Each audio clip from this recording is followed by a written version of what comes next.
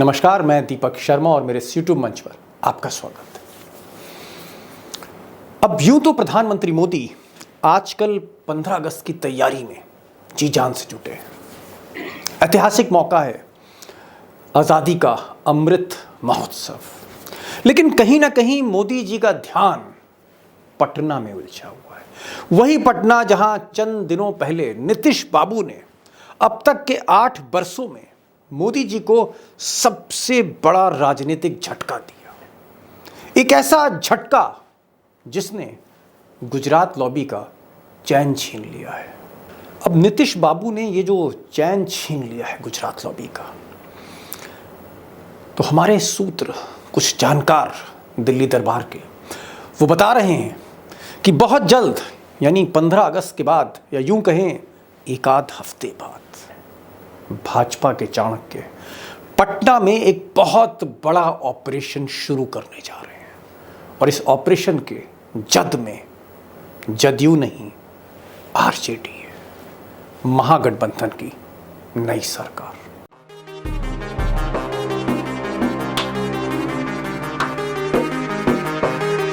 Political vendetta तो होगा ही होगा।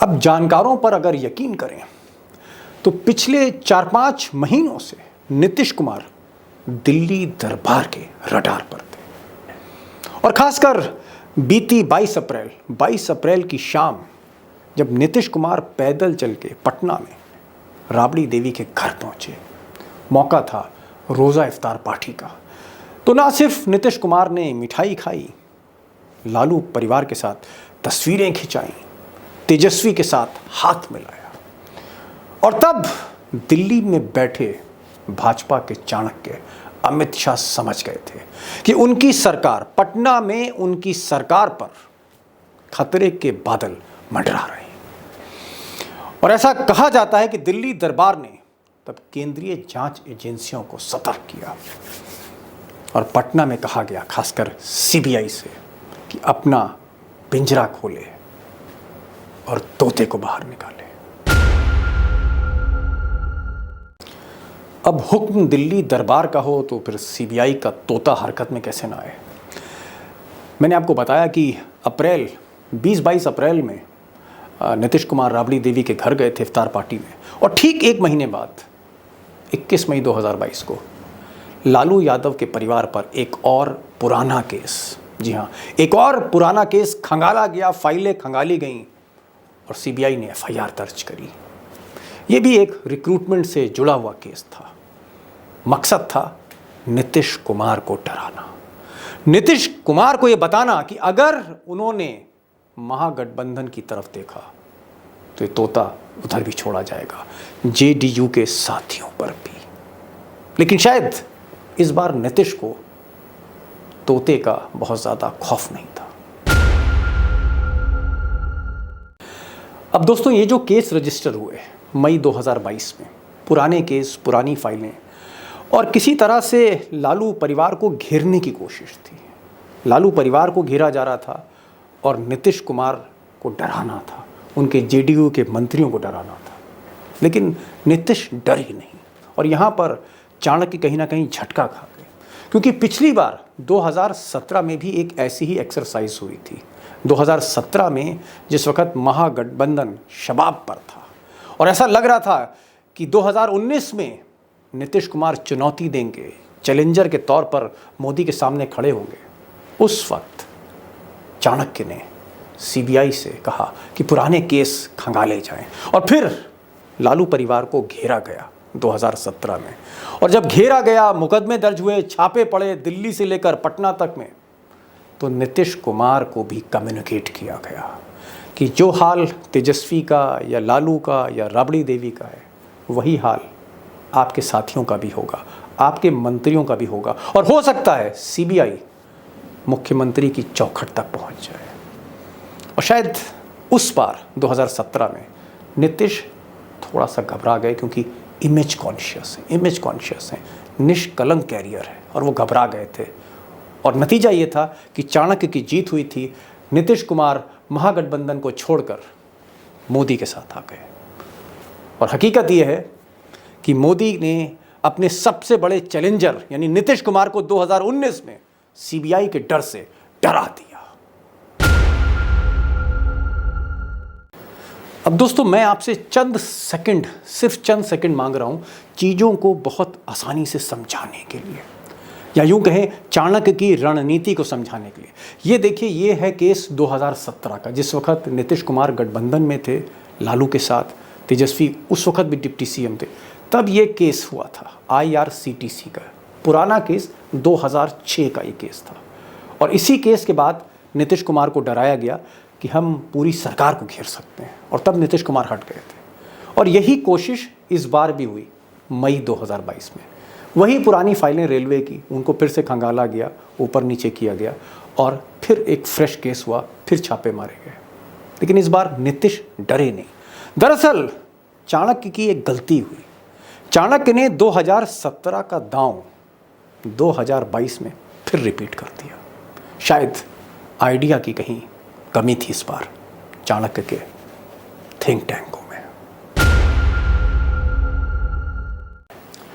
अब दोस्तों, यहां आपसे मैं एक अहम जानकारी शेयर करना चाहता हूं। 2017 में जब तेजस्वी डिप्टी सीएम थे, महागठबंधन की सरकार थी, उस वक्त जब केस रजिस्टर हुआ था तो वो केस फ्रेश केस नहीं था। वो 2006 का मामला था, जब लालू प्रसाद यादव दिल्ली में रेल मंत्री थे। IRCTC का केस था। अब यहाँ पर मैं एक चीज़ आपको बताना चाहता हूँ कि जब ये केस रजिस्टर हुआ और तेजस्वी को भी उसमें नापा गया, तब तेजस्वी की उम्र थी 2006 में 17 साल, 17 ईयर्स, क्योंकि उनकी जो पैदाइश है 1989 की है, और उस हिसाब से उनकी उम्र 17 साल है। यानी वो उस वक्त माइनर थे जिस वक्त का केस सीबीआई ने उन पर चलाया 2006 का। यहाँ पर इसीलिए मैंने आपको बताया कि किस तरह से घेराबंदी होती है और किस कदर होती है, ये जानना बहुत ज़रूरी है। अब दोस्तों, गोदी मीडिया और उसके जो एंकर हैं वो पिछले 2-3 दिन से अपनी टीवी स्क्रीन पर घूम घूम कर एक ही खबर चला रहे हैं कि नीतीश कुमार पलटू राम हैं, पलट गए हैं, इन पर यकीन नहीं करना चाहिए। हकीकत ये जो आपने देखी, मैंने जो 2 केसेस की बात करी सीबीआई की, पिछली बार 2017 में भी उनकी घेरेबंदी की कोशिश थी, उनके दामन पर दाग लगाने की कोशिश थी। ये डराया जा रहा था कि तेजस्वी को हम घेरेंगे, फिर आपके मंत्रियों को घेरेंगे, और ये जांच पता नहीं कहाँ जाके सीबीआई की रुके। किसी तरह से तब नीतीश डर गए थे, तब भी वो पलटे नहीं थे। आप कह सकते हैं पॉलिटिकल ब्लैकमेल की स्थिति थी, और जहाँ पर एक ऐसा आदमी जो राजनीति की काल कोठरी में उसके दामन पर कोई दाग ना लगा हो, उसके 24-25 साल के करियर में, उसको डराने की कोशिश थी, और वो डर गए थे, ये हकीकत है। लेकिन इस बार फिर वही खेल खेला गया, फिर वही सीबीआई, वही छापे, वही डिप्टी सीएम। इस बार नीतीश समझ रहे थे कि देश के लिए अब आगे आना ही होगा। इस संवैधानिक संस्थाओं पर जिस तरह से सरकार कब्जा कर रही है, जिस तरह से चीज़ों को अदला बदला जा रहा है, जिस तरह की राजनीति हो रही है, जिस तरह की तानाशाही प्रवृत्ति दिख रही है, मुझे ऐसा लगता है कि नीतीश अब उससे उभर गए, और उनका ये मानना है नाउ और नेवर, और इस मोड में है इस बार। इसलिए इन छापों का असर उन पर नहीं हुआ, और यहीं पर उनकी जीत हो गई, और चाणक्य कहीं ना कहीं हाशिए पर आते दिख रहे हैं, जहां तक बाजी की बात है। अब दोस्तों, 2017 में सीबीआई हो या केंद्रीय जांच एजेंसी हो, इनका पहला प्रयोग था, इसे लोग समझ नहीं पाए थे। लेकिन उसके बाद जैसे जुलाई 2019 में कर्नाटक में सरकार गिरा दी गई HD कुमारस्वामी में कांग्रेस की, फिर साल भर बाद 2020 में कमलनाथ की सरकार गिराई गई। उसके बाद महाराष्ट्र का आप ऑपरेशन देख रहे हैं, उद्धव ठाकरे का, ईडी का ऑपरेशन है, सीबीआई का ऑपरेशन है। तो लगातार जांच एजेंसियों की, ईडी के सहारे, सीबीआई के सहारे जिस तरह से सरकारें गिराई जा रही हैं, या झारखंड में तैयारी चल रही है, या ममता बनर्जी की घेराबंदी हो रही है, या फिर केजरीवाल को घेरा जा रहा है, उनके मंत्री को जेल भेजा गया, दूसरे उनके डिप्टी सीएम मनीष सिसोदिया, उनकी बारी है। ये जो ईडी का खेल है, ये 2017 में इतना एक्सपोज्ड नहीं था, इतना खुलकर सामने नहीं आया था। आज ये खेल सामने आ चुका है पूरी तरह से कि ईडी हो या सीबीआई हो, ये एक हथियार है, पॉलिटिकल वेपन है, और पॉलिटिकल वेपन्स का इस्तेमाल हो रहा है, बेजा इस्तेमाल हो रहा है, दुरुपयोग हो रहा है। ये जनता ये चीज़ें समझ रही है। और अगर अब ईडी को छोड़ा जाता है या सीबीआई के तोते को पिंजरे से बाहर निकाला जाता है, हो सकता है नीतीश कुमार समझ रहे हैं कि वो लड़ाई सड़क पर लड़ेंगे। और सड़क पर अगर बिहार में लड़ाई लड़ी गई और छात्र संगठन और जनता आ गई तो फिर दिक्कत होगी तोते के लिए, क्योंकि यहाँ पर जो साख है वो साख ऐसी नहीं है ईडी और सीबीआई की जो आज से चंद बरस पहले थी। तो यहाँ पर एक क्रेडिबिलिटी क्राइसिस है और इस क्रेडिबिलिटी क्राइसिस को कैश करेंगे नीतीश कुमार। पुराने हैं, अनुभवी हैं, तजुर्बेकार हैं और लोहे से लोहे को काटना जानते हैं। तो दोस्तों, मुकाबला वाकई अब दिलचस्प होने जा रहा है, क्योंकि नीतीश कुमार जैसे पूरी तरह से डिसाइड कर रहे हैं कि कम वोट में, क्या यूं कहें रोक सको तो रोक लो। अब तैयारी है, पूरी जहनी तौर पे उन्होंने तैयारी कर ली कि चाहे कुछ है, आंधी आए तूफान आए, अब वो रुकने वाले नहीं हैं। और इसी तरह का जो एक तेवर है वो गुजरात लॉबी को डराता है।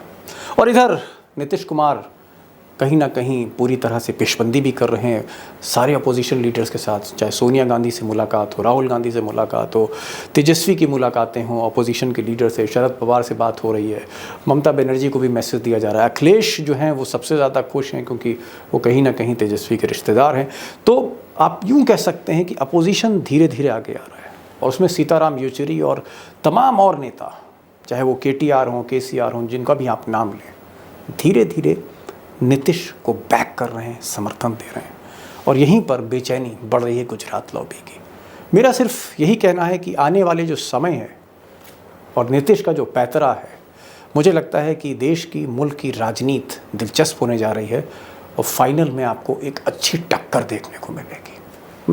मेरी कोशिश होगी कि मैं लगातार जो भी डेवलपमेंट्स हैं आपको अपडेट करता रहूं, लेकिन यहाँ पर मुझे आपसे मदद चाहिए, आपके भी सजेशन चाहिए। और कुछ लोग मुझे इनबॉक्स करके बहुत से खबरें बताते रहते हैं, कुछ सोर्सेज भी हैं और मैं उनको वेलकम करता हूं, क्योंकि उससे मेरी जो रिसर्च है वो और बेहतर होती है और आपको ज़्यादा फैक्चुअल जानकारी मिलती है। यही मेरी कोशिश होती है, गोदी मीडिया से हटकर कि क्या ज़मीनी हकीकत है वो मैं आपको बताऊं। और इसीलिए मैं कोशिश करता हूं और आपसे गुजारिश भी करता हूं कि इस वीडियो को ज़्यादा से ज़्यादा लोगों से शेयर करिए, क्योंकि अगर लोगों को ही नहीं मालूम है, सिर्फ ये बात हमारे और आपके बीच में ही रह गई, तो मुझे लगता है यहाँ पर गोदी मीडिया कहीं ना कहीं फ़ायदा उठा लेगी। उसको फ़ायदा नहीं उठाने देना, ये हमारी कोशिश होनी चाहिए, क्योंकि तस्वीर का दूसरा रुख भी आना चाहिए। तो यही आज का वीडियो था। फिर मिलेंगे एक नई वीडियो के साथ। और सब्सक्राइब करिए, वीडियो को शेयर करिए और जो बेल आइकॉन है उसको ज़रूर आप क्लिक करिए, क्योंकि आपको नोटिफिकेशन जल्दी मिलेगा। और आपके कमेंट बॉक्स का तो मैं हमेशा से इंतज़ार करता रहता हूँ। बस आज इतनी ही आपसे रिक्वेस्ट थी कि सब्सक्राइब और थोड़ा सा शेयर करिए व्हाट्सएप पे, फेसबुक पे। तो आज बस इतना ही। नमस्कार।